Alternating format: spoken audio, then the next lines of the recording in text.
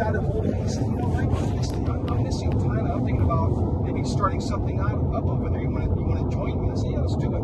Yeah. So I sold my house in California and moved to Thailand, started a business with Frederick, and we opened up a little bungalow business on an island down in southern Thailand. Nice. We had that for a number of years.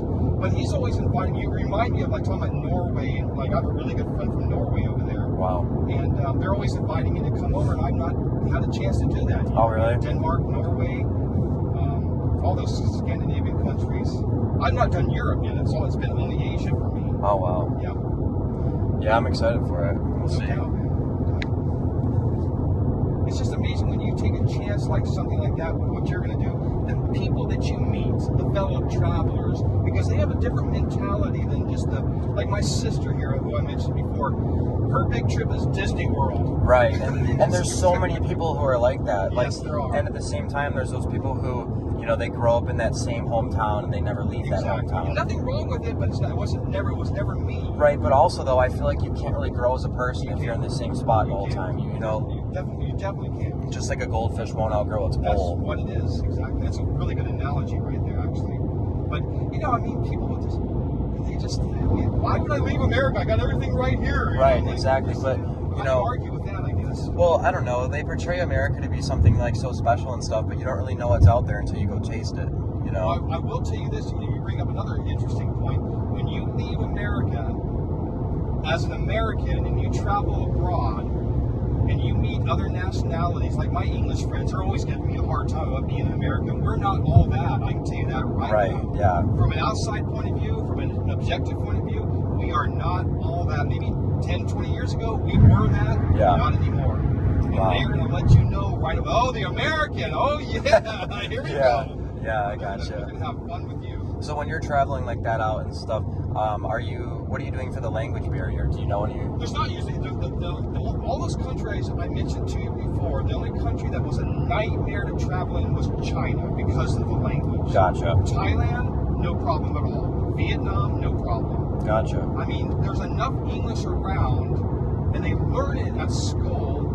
It's broken, no doubt about it. Speak slowly. Yeah. We speak way too fast. Speak slowly. You don't need to speak in long sentences and things like that. Right. You can get by. Okay. That's good to know. Yeah, no, you don't have a problem. Now, I would imagine in Europe it's probably even better. I mean, than it would be in Asia.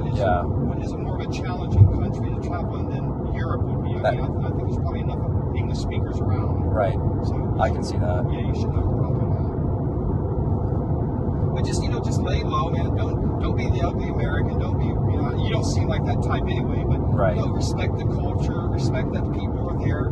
Pick up a few words in the local language goes a long way. If you can learn a few key words, people really appreciate you making an attempt. I speak pretty fluent Thai. Oh, really? I lived there, I had a Thai girlfriend for a long time. Right. Plus, when you're immersed in a country for as long as I was, you hear it all the time. Yep. You pick it up.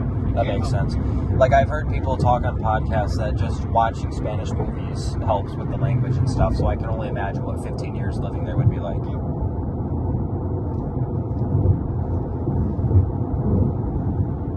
So what was your, over in LA, besides the hotel thing, what's... I was in Newport Beach, which is south of LA, and I went to school at San Diego State, and I finished up and started, and I went right from school to working for the hotel. I got a job offer, and I just started as a room service waiter, and I moved myself up to room service manager, and I went up that ladder like that. But California, again, this was in the 80s and 90s, it was a different place than it is now. Right. I've got nothing but fond memories of my time in California. It was great. So I surfed, so I had surfing there. You can snow ski, and so everything is there in California. Right. And it's not that way anymore, apparently. Apparently people are leaving California and going somewhere else, but California is an amazing place. And I enjoyed my time there. Yeah, I took a little vacation there about 2 years ago. Where'd you go? So we stayed in Hollywood, but we went all the way through, Beverly Hills, all the way down to Venice Beach. And the funny part is we didn't Uber anywhere. We were either on bikes, scooters, or walking, so we could actually get see everything instead of driving through a window, But Hollywood was really like unexpectedly dirty. I didn't think it was nothing special at all. right. It was, you know, homeless people were pretty much on every block, and the amount of That's what I hear about California. yeah, and the amount of garbage that was on the sidewalks. When were you there? 2 years ago in November. That's what you would see. What I'm hearing from people now, which is not in my memory at all. That sort of thing. That wasn't around when I was there. Gotcha. I was there. Wow. So, and that's unfortunate. It is very unfortunate. But Hollywood, when I was there, when you went to Hollywood or Burbank, it's nothing but warehouses where they make the movies. That's all Hollywood is. It's just warehouses. Right. I mean, you don't see anything glamorous. It's inside these warehouses where they make all these movies. Yeah. I mean, obviously the Rodeo Drive was super nice, and you know, that whole strip. Definitely. And then, you know, there's parts like you didn't go to Santa Barbara, which is that's a Napa Valley, that whole area. Oh, yeah. It is just, what a place. If you have the money, man, that is just a stunning place. I bet it's gorgeous there. You know, there's cliffs, you look over at the water, and it's just the land, it's just such a cool place. That'll have to be one of my next vacation spots. Yeah. I do want to see New York too, but I'm a little overwhelmed by how expensive it's going to be, but then also just the amount of, you know, people in your face. That's what I don't like about it either. Where are you from originally? Michigan. You are from Michigan? Yeah. Okay. Right around St. Clair area, and like the Smaller town then, kind of thing? Yeah, so actually, I grew up like along the water in Elginak, which is a real small town. And then when I was 6, we moved out to the country. So it's like dirt roads, farm fields. And then when I was 14, we moved downtown Chicago. And then when I was, 3 months ago actually, is when I kind of just said, hey, I'm going to just take a risk. And so I jumped down here to Florida alone.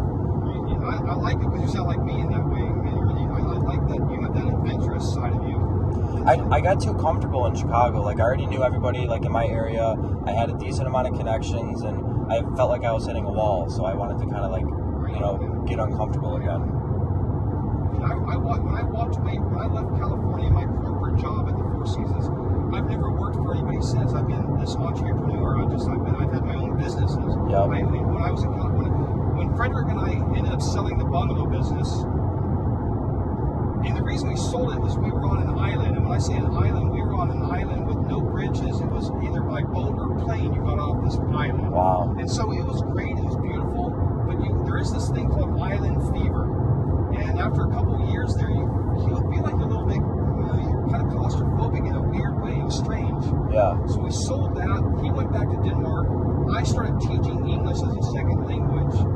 And from there, one of my private students was selling a pizza business out of Australia, Pizza Haven, and I bought it. Wow. I bought it from him. And so I had that for a number of years, did very well with that. And then Pizza Hut came in and kind of took over the whole marketing of it. And I sold that and taught English for a while, and then I ended up buying a language business. So I've always had my own businesses in Thailand. Yep, and same with me. So my best friend and I have actually been working on this YouTube channel for the last 3 years now. And yesterday we just hit 100,000 subscribers. You have to give me your YouTube, because I love YouTube. Give me your profile. Definitely. You get out the car so I can subscribe to you. Definitely. Thank you. We appreciate that. We do like online gambling, so slots, blackjack, stuff like that. Useful information. Can I get something out of it? Am I going to find? It's more for entertainment purposes. Okay. It attracts like the younger audiences. So I guess our demographics from 13 to. I'll subscribe with it. I know right. That would have been nice. I'll put my name in there. Yeah, and then occasionally, you do have like the 30-year-olds and stuff who, but it's a super nice community. We love it. Cool, man. I thought about doing a YouTube video, but I just didn't know what I would do with it. So I think about doing about Thailand or something like that, giving advice about Thailand. And that would honestly be really cool, because if you were to really go into detail about how you used to live in the States and then you went to Thailand for the 15 years and kind of gave that breakdown on how to do this to go to here and what it's like here compared to here and why you should do that, I think that could really, help a lot of people. People have said that to me as well. I'd like to be there when I'm doing, because I like to do videos and stuff. Yeah. This is where I started right here. Here's the school I taught at. Here's the old Pizza Haven. I'd like to take people around town with me and show it in my eyes. And I think that'd be super cool. Really? Yeah. And you have a great voice behind it, and the way that you communicate and hold yourself, I think it'd be really successful.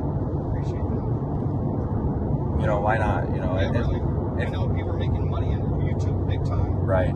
And TikTok too. I don't know how familiar you are with that. I know the name. I do Telegraph. I got a few with my forex trading. I'm members with a few Telegraph channels. Gotcha. That help out with signals and things like that.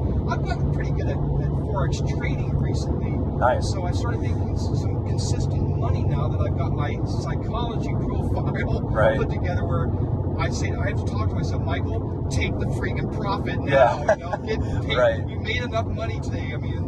Yeah. God damn. You know? Yeah. So I have to talk to myself that way sometimes just Yep. to get out. And if it keeps going up, so what? You know? Yeah, and that's huge. Just like being self-aware like that. Yep. I just started recently writing. Like the first day I started writing was September 21st, and just writing down my today's list, or you know the Tesla appointment today. Like just writing shit down has helped me so much. I'm being more organized. I was that way. I'm not a writer that way at all, but I admire people like yourself who can do it, especially if you do, when you do your travel, do a travel journal. Yep. That's because I did do that a little bit in the beginning when I traveled throughout India. I started writing a journal. Yeah. And when I look at that today and I read what I wrote, it just triggers all kinds of memories. And the memories, exactly. Yeah. So another thing I do is I've been vlogging every single day for the last 3 years. And so when I look back to the days when I was living with my parents to now where I'm at now with 100,000 subscribers on YouTube, and I have my own house, my own car, I'm in Florida. It's so insane to go back and see that shit, because instead of just seeing it in your head, you're seeing it in video, you know? Video as well as the writing part of it. You're writing things down. Exactly. Yep. Yeah, I'm huge on memories. Like I have Polaroids all over my house. Like I just love that. Polaroids, huh? Polaroids, yes. Polaroids, interesting. Yeah. That's old school. Yeah, well they make it more modern now, so you can go to Target and get this little Polaroid printer for $90 and it Bluetooths to your phone. So any picture that you have on your phone, you can turn into a Polaroid. Wow. Yeah. I didn't know that. Yeah. I'm the Polaroid with you should click the thing comes right. in the front of it. Yeah. It makes all this noise as it comes out. Yeah. You gotta shake it to like let it. Exactly.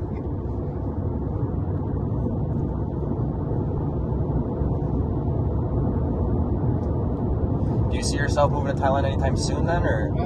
Next year, probably the beginning of next year. I'd like to. I have a very good friend whose birthday's in April. Yeah. So I'd like to shoot for that. Plus, April is the Thai New Year. Okay. You know, they use a Buddhist calendar, so it's the year 2549 or something like that. Oh, really?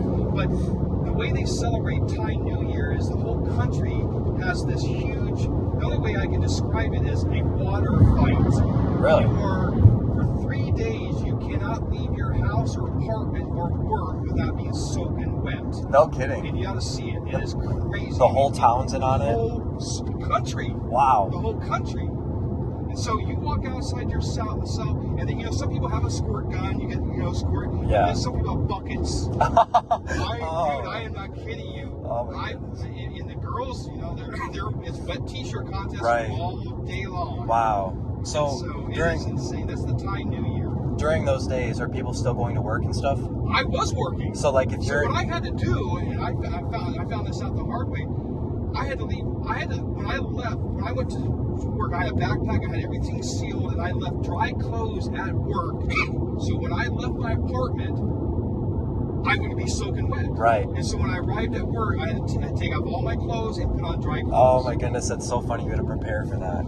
You have to prepare for. I remember sitting outside of a bar one night, and it was a couple older people that looked like they were first time in Thailand, and they came, and it's called Songkran. Okay. And they were coming outside dressed up, looking good, and the place was just a chaos. They came out, they're like looking around going, what's going on? Yeah. And then here comes the bucket. And oh my God, you're not going to do it to these old people. And they did it to the old people. That is so funny though. Oh my God. I think it's and a lot of it's us, yeah. the foreigner, who's taking it to the next level, because right. it used to be the Thai people, the way you'd say Swadi Bimai, which is Happy New Year in Thai. Okay. And you'd pour a little bit of water on your head. It was like a blessing kind of. Gotcha, like a little tradition. It was a tradition. Right. And now it's morphed into this. Yeah, like joke. I just described. Yeah. Oh my goodness. That's so funny though. That's just people being people at the end of the day, It is. It's fun. It does get old when you live there and you have to go through it. And you have your life you're trying to go to work, like right. you said, and you're trying to go to the store. Yeah. It's a little bit of inconvenience. It lasts for about 3 to 5 days, depending on where you are in Thailand. Yeah. But it does come to an end, but you've got to take precautions, like your cell phone. You want to have that in a plastic sealed bag. Right. All that kind of stuff, you got to think that out. So Wow. if you happen to be in Thailand in April, just remember that, April 13th. Yeah. So that's it. Back to your question, that's probably kind of what I'm shooting for. Gotcha. That's good. You said you have a friend that's birthday's in April? Yep. My best friend's birthday is April 16th. Really? Yeah. Well, before I get out of the car, give me your information and stuff like that, Matt, and I'll keep in touch with you, like emails Definitely. and stuff like that. And I'll enjoy even our do- conversation. You remind Yeah. me of yourself, and you're starting out an adventure that I think is very, very cool that you're doing that. Of course. And if Thank you ever you. get over to Thailand, man, you got a contact. Definitely, yeah. I'll be sure to grab your number before I get out. Okay. I got a really easy email to remember too, so I'll give you that as well. Nice, perfect. Yeah, it's always nice getting into an Uber with someone who wants to talk. It is. It really is. I enjoy it. You never know. You get somebody in the car and they don't say two words to you, and okay, that's fine. I don't take any offense to it. Right. And it's always nice, especially on a long distance trip like this, to have not just a conversation.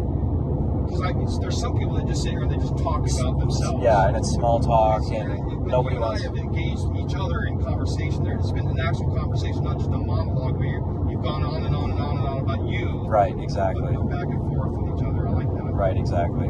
And I just feel like I don't want to sound like, I don't know, but like the younger generations now, it's so hard to get a conversation out of anyone. You are the younger generation. I am, but I don't look at myself as the younger generation. See, you are the younger generation. So when you say something like that, that just blows me away because I agree with what you're saying. They don't know how to talk. They really don't. Everything's abbreviated. Right. The art of conversation is done. Right. They don't know how to talk anymore.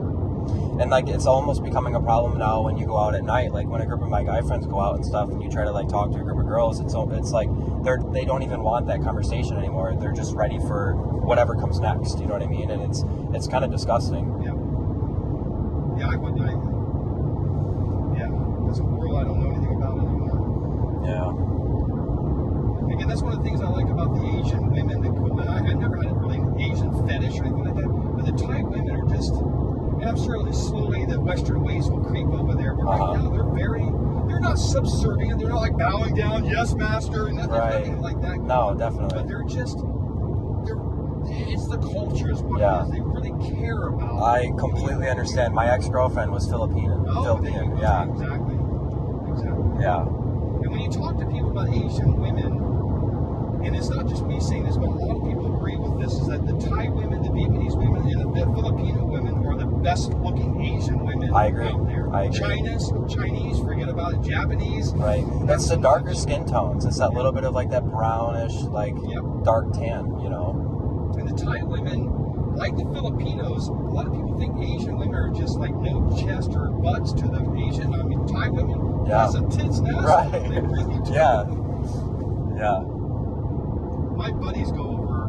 There's a place in the Philippines that they go over. They do the the hardcore, the bar girls and all that kind of stuff, and it's just Sin City. Yeah. And that's a big part of the Asian culture. Is that there's a prostitution thing in Thailand, and it's all over the place, but it's done very differently. It's really hard to explain because they're just freelance workers working at bars and discos, and you go home with them, and it's not a big deal. Yeah. But they go over to the place in Philippines called Angel City, and they just have a good old time. Oh, really? Yeah. Oh, boy. There's some rants around in Thailand, definitely in the Asian culture.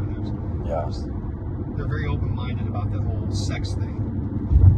Yeah. I think most foreign countries are, too, compared to the United States. Definitely. Like, I don't know where it's at, but isn't there a whole red light district somewhere? That's Amsterdam. Amsterdam, right. That's where marijuana is very, just walk into a bar and you order whatever you want. Yeah. Yeah, this is the hard turn to make. It is. It's just right here. Is it the light? Yep.